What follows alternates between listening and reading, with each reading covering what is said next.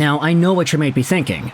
Lego, what are you doing? This idea that you're talking about in this video, this Reddit post that you're bringing up is from yesterday. Some of the numbers might not be all too accurate when you bring them up in a video one day later. And yes, I will say it's 100% true that some of these ideas might not necessarily be the most up-to-date, but I still do think that the ideas within are interesting enough to highlight, and that the overall philosophy, the theory, the reason we are talking about these things, it is still worth bringing up in any capacity, even if it's a day later. So today what I wanted to do was talk about the Buffalo Sabres and the Colorado Avalanche, because about 7 months ago, these two teams made a huge trade that shook the hockey world down to its core.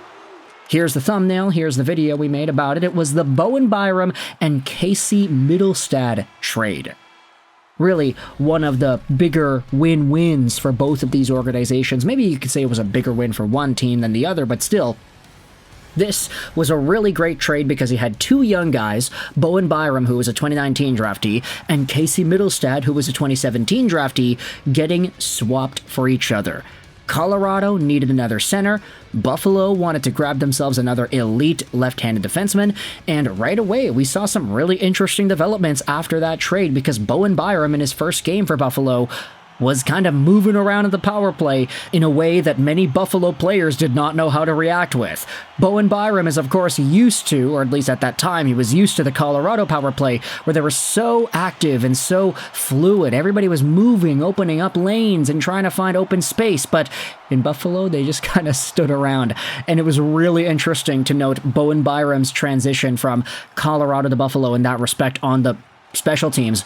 But anyways, the reason we're making this video is because of that latter guy, the center sent over to Colorado in Casey Mittelstadt, and a post that was made on the R Sabres subreddit. So this is the Buffalo Sabres fan base going out there and talking about these players here. Let's go over a post made by No Revolution 6526. Casey Mittelstadt has more points than Tage Thompson! Exclamation mark times 3. This is an interesting idea, but I wanted to go out there and dive into some of the comments. First one says, good for him. Second one says, I think in 5 years we may look back and say we should have traded Cousins and not Mittelstadt. You can't look back and say anyone knew or suggested that at the time. And some other comments are saying, cool, and this team kind of still sucks, so we're looking for answers as to where they may have gone wrong. We or you? Seems like you're looking to nitpick every little thing because nothing they do will ever be right. Yeah, that's kind of a personal conversation there. He's on a pretty good streak right now, but I doubt he keeps the pace up compared to Tage Thompson. He's always been a revolving door of insane 5-game streaks and then invisible on the back of milk cartons for 15. So let's dive into why exactly this post was made and where exactly the Sabres and Avalanche can go with these conversations. Casey Mittelstadt right now, 25 years old, 6'1", 196. He did put on a lot of weight, I will say that. Not weight in a bad way, but he actually legitimately has gotten heavier and stronger, I presume, so good on him for that. Signed on till the end of 2027, making $5.75 million a year. Mittelstadt is up there with 13 points in 10 games played. He's on pace for 106 points, which would definitely blow out of the water the career-high season he had 2 seasons ago, wherein he had 59 points in 82 games. Now, he did have 57 points last year, split between Buffalo and Colorado, but he also had 9 points in 11 games with the Avs in the playoffs in 2024.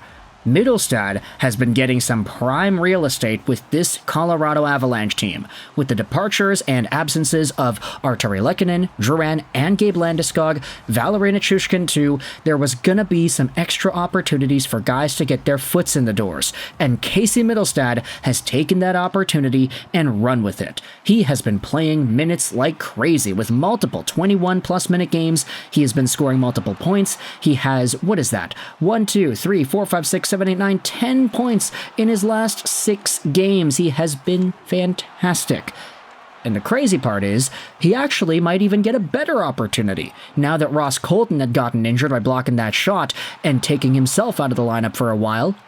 If Mittelstadt is promoted to that top line with Nate McDaddy, who knows what's going to happen with the Colorado Avalanche? I really do question where everything is going to go now that Ross Colton is out.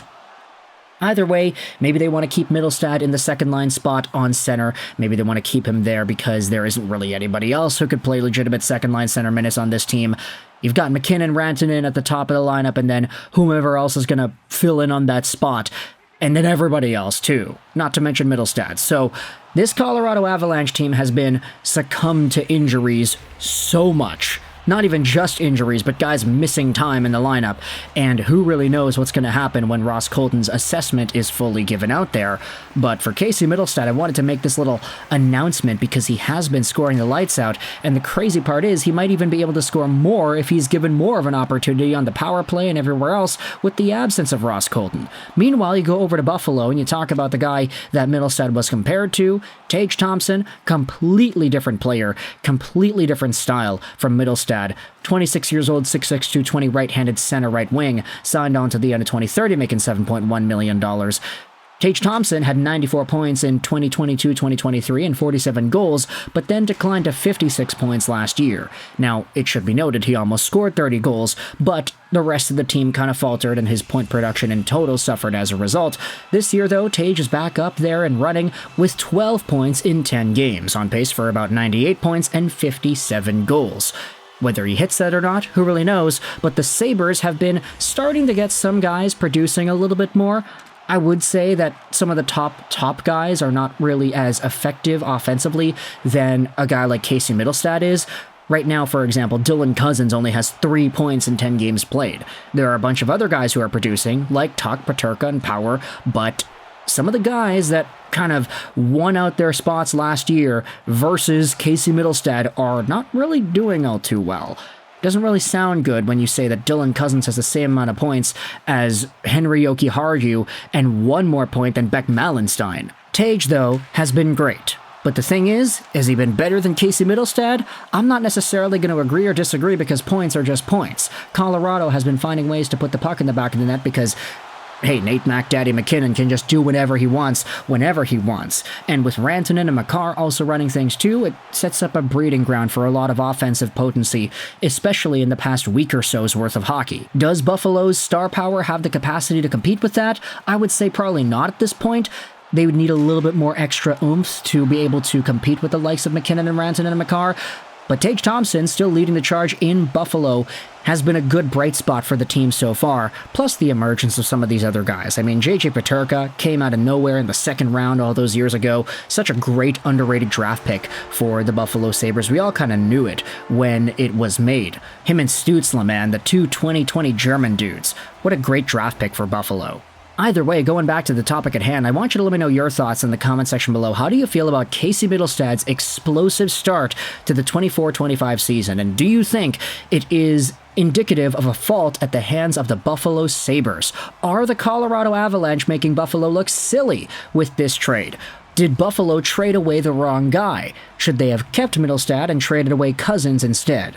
If you're a fan of the Sabres or the Avalanche, I want you to let me know your thoughts in the comment section below. How do you feel about both of these guys? What are your thoughts on Tage Thompson and his progression? This video wasn't necessarily about Thompson, it was more about Mittelstadt, but I did want to go out there and toss that in there. Let me know your thoughts in the comment section below. I hope you enjoyed this video. And bye.